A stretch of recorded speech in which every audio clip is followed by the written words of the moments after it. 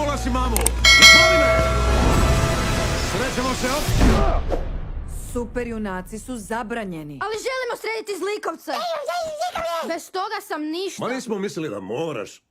Molim? To sam čuo na TV-u. Ovog ljeta Kontaktirao me jedan tajkun. Želi razgovarati s super junacima. Pomognite mi vratiti super junake na scenu. Trebamo elastiku. Vidimo se, Dušo. Ja ću paziti klince, nema frke. vratili su se.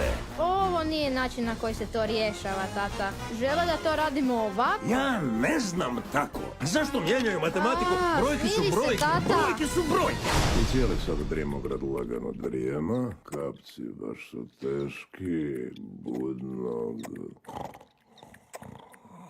Nema! Iz Disneya i Pixara. Ne bih ovo mogla da nisi sve preuzeo na sebe. Ja moram uspjeti, tako da ona uspije. Pa da i mi Shvatio sam te. Pa šta? Ovo nije normalno. Ali ne mogu mu stalno davat keks. Pogodila je! Ne gristi trticu. Izbavitelji 2. Rijetki uspiju, biti roditelj je junački čin.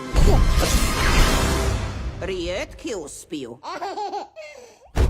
Uskoro u kinima.